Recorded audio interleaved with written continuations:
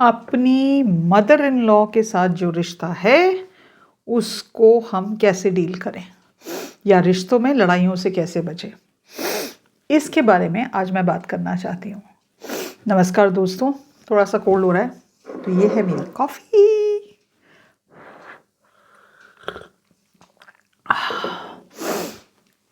हम अपने रिश्तेदार जो भी हैं, चाहे वो मेरे फादर इन लॉ हैं, मदर इन लॉ हैं, सिस्टर इन लॉ हैं, हस्बैंड हैं, बच्चे हैं, रिलेटिव्स हैं, उनके साथ हम कैसे डिग्निटी के साथ रह सकते हैं। मैं इस वीडियो को इसलिए बना रही हूँ कि मेरे पास बहुत सारे मैसेजेस आते हैं, कमेंट्स आते हैं कि मैम ये रिश्ता हमारे लिए बहुत डिफ़िकल्ट है मैनेज करना, इसके लिए हम क्या करें। तो इसलिए मैं ये रिश्ता बना रही हूँ। तो हम किसी भी रिलेशनशिप में संघर्ष से कैसे बचें, तो हमें ये समझने की ज़रूरत है, क्योंकि हम अपनी लाइफ के बारे में सोचते ही नहीं हैं। हम ये सोचते ही नहीं हैं कि हमें अपनी लाइफ कैसे जीनी है, हम अपनी लाइफ में क्या हमारी वैल्यूज़ हैं, हम अपनी लाइफ में किस चीज़ की प्रायोरिटी रखते हैं, इसके बारे में हम नहीं सोचते। क्योंकि हम इनके बारे में नहीं सोचते, लड़ाइयाँ बहुत नॉर्मल हो जाती हैं। और हर बंदा कहता तो है हमें हार्मनी में रहना है, हमें पीस में रहना है, लेकिन हम उसको रह नहीं सकते क्योंकि हम उसके बारे में सोच के कोई एक्शन नहीं लेते। तो आज हम वो कौन सी चीज़ें कर सकते हैं जिससे हमारे जो रिश्ते हैं उनमें कड़वाहट ना पैदा हो। तो पहली बात तो आपको समझने की ज़रूरत है कि आप बात कैसे करते हैं, आपके पास कम्युनिकेशन का क्या तरीका है। क्या आप झुंझुला के बात करते हैं? आप क्या अपनी आवाज़ को वैल्यू नहीं देते हैं? क्या आप आंखों में आंखें डालकर बात नहीं कर सकते? क्या अपनी भावनाओं को आप शब्दों में बयान नहीं कर सकते कि मुझे ऐसा लगता है? आप ये कहने में आपको बहुत बहुत स्ट्रेस होता है। अगर ये सब चीज़ें आपके लिए सही हैं तो दूसरा इंसान जो है वो इस चीज़ को एडवांटेज की तरह ले सकता है, क्योंकि आपने तो बोलना ही नहीं, आपने तो जवाब ही नहीं देना। अपनी बात कहने का मतलब ये नहीं है कि आप बदतमीजी करेंगे, लेकिन अपनी बात कहनी ज़रूरी है। अंदर ही अंदर घुट के रहने की ज़रूरत नहीं है। अब उस बात को कैसे कहना है, दैट इज़ इम्पॉर्टेंट। तो उसको कहने के लिए ये पता ज़रूरी होना चाहिए कि आपकी वैल्यूज़ क्या हैं, आपको क्या अच्छा लगता है, क्या नहीं अच्छा लगता, आप कहाँ खड़े हैं। So remember, you must communicate. अगर आपके साथ कोई बदतमीज़ी करता है कि आप उसको बर्दाश्त नहीं करेंगे। अगर आपने पहले दिन उस चीज़ को नहीं रोका, वो आगे बढ़ती ही जाएगी।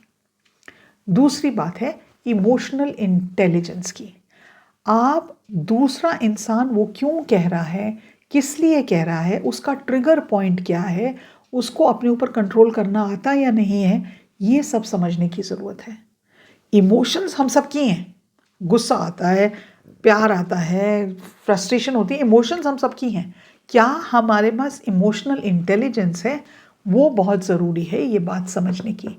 मोस्ट लोगों में इमोशनल इंटेलिजेंस नहीं होती। जो मुंह में आया बड़बड़ा दिया, जो बिना सोचे समझे कह दिया।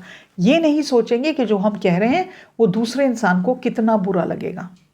कुछ दिन पहले मेरी एक फ्रेंड हॉस्पिटल में थी, तो मैं उनको हॉस्पिटल में विज़िट करने गई और वो एक कमरे में थी जिसे उन तीन लोग थे उस वार्ड के अंदर। तो उसके साथ वाला जो वार्ड था उसमें एक एल्डरली लेडी थी, करीब 60-70 साल की होंगी, ज़्यादा भी होंगी। तो वो फ़ोन पे अपनी डॉटर इन लॉ के साथ बात कर रही थी। तो उनकी डॉटर इन लॉ उनको ये कह रही थी कि आप, क्योंकि फ़ोन स्पीकर पे था, हम सुन पा रहे थे, वो ये कह रही थी कि आपकी वजह से हमारे इतने पैसे खर्च हो गए हॉस्पिटल में, आप अपना ध्यान नहीं रख सकती।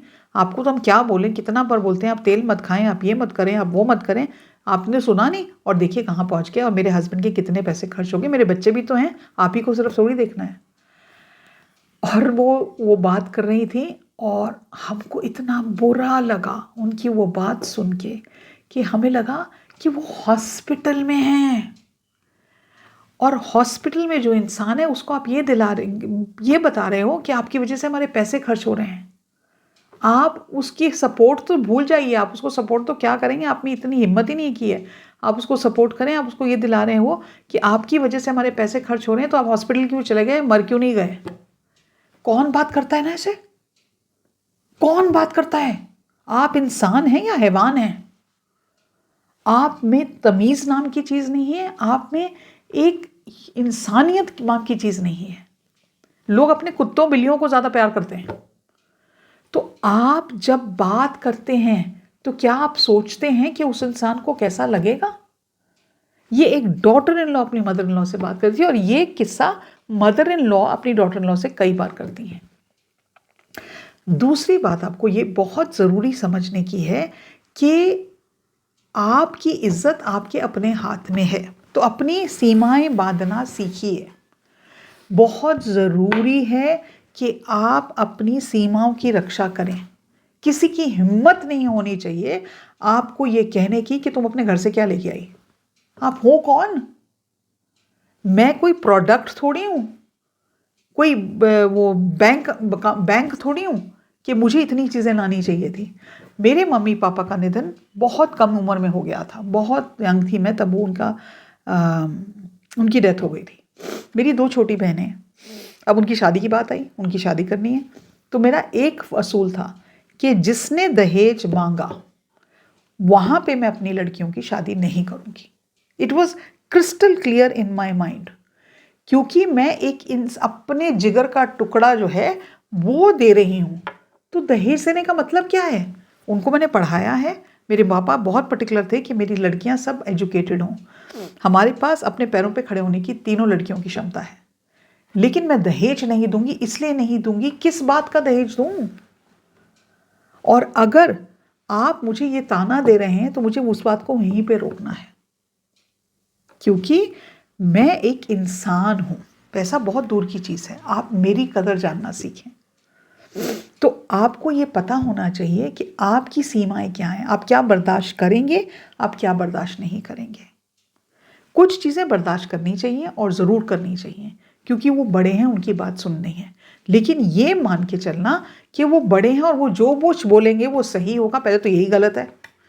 दूसरी बात कि वो जो बोलेंगे अगर वो मेरे लिए अच्छा भी नहीं है, वो गाली गलौज करेंगे, बदतमीजी करेंगे, तो मुझे बर्दाश्त करना है, नहीं करना, बिल्कुल भी नहीं करना। तीसरी नहीं, अब तो काफ़ी हो गई शायद, एक और चीज़, अपनी खुशी की जिम्मेदारी खुद लें। आपकी खुशी की जिम्मेदारी किसी और की नहीं है।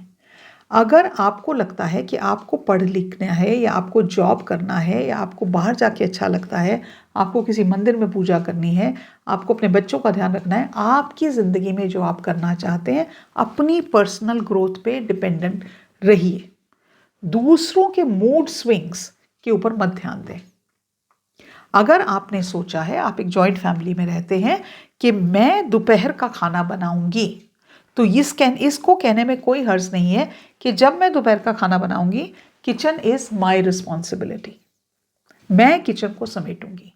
जो पुरानी जनरेशन के लोग हैं उनको लगता था किचन जो है ना, ये तो हमारी, उसको कहते हैं ना, पावर प्ले है, ये हमारी जो स्ट्रेंथ है ना किचन में दिखनी चाहिए, ये हमारा वो है, क्या कहते हैं ना, वॉर जोन है। नॉट इंटरेस्टेड, नहीं, मैं काम करूंगी किचन में, तो मैं इस वक्त मैं काम करूंगी, आप प्लीज़ जाके बाहर बैठिए, मैं इंटरफेरेंस नहीं चाहती। तो इसका आपके जो दायरे हैं, आपकी जो सीमाएं हैं, उसको निर्धारित करिए। मैं यहाँ तक जाऊंगी, इससे आगे नहीं जाऊंगी। अगर आप मेरे से बदतमीज़ी से बात करेंगे तो मैं आपकी बात नहीं, मेरे को बर्दाश्त है, मैं नहीं बात करना चाहती आपसे। इन चीज़ों को, दायरे लोगों को नहीं समझ में आते, सीमाएं लोगों को नहीं समझ में आती, आपको सीमाएं बतानी पड़ती हैं। अगर लोगों को अपनी सीमाएं नहीं पता, उनको इसलिए अपनी सीमाएं नहीं पता क्योंकि उन्होंने अपनी ज़िंदगी में वो देखा ही नहीं है, उन्होंने अपनी लाइफ में वो चीज़ नहीं देखी। तो आप जब वो कह रहे हैं, उनको कैसे समझ में आएगी ना? They don't get it, they don't understand it, it is not something that they have worked with in all their life.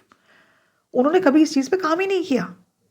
क्योंकि उन्होंने इस चीज़ पे काम नहीं किया तो उनको सीमाएं समझ में नहीं आती। उनकी मदर इन लॉ ने, आपकी मदर इन लॉ की मदर इन लॉ ने उनसे बदतमीजियाँ की, तो उनको लगता है ये तो बहुत नॉर्मल बात है, मेरे को तो ऐसे ही बोलना है, मेरे को तो अपनी बहू को ऐसे ही ट्रीट करना है, मेरे को तो अपने बेटे को या अपनी बेटी को ऐसे ही ट्रीट करना है। मैंने रिसेंटली एक वीडियो देखा जो मुझे शॉक कर दिया। वो वीडियो था, किसी लेडी ने यूट्यूब पे वीडियो डाला हुआ था।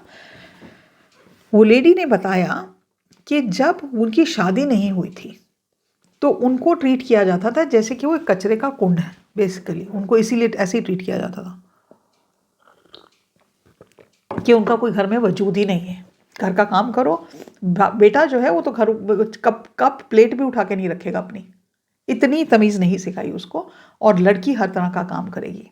तो कह रही थी तुम्हारी शादी हो जाए, अच्छा हो जाए। मेरे को हमेशा ऐसा लगता था कि मैं इनके ऊपर कितना बड़ा बोझ हूँ कि मेरी शादी हो जाए। तो मुझे ये मौका तो मिला ही नहीं ना सोचने के लिए कि मुझे शादी करनी है कि नहीं। मैं तो बोझ हूँ, मैं तो लड़की हूँ, मुझे तो शादी करनी ही है और मुझे दूसरे घर जाना ही है।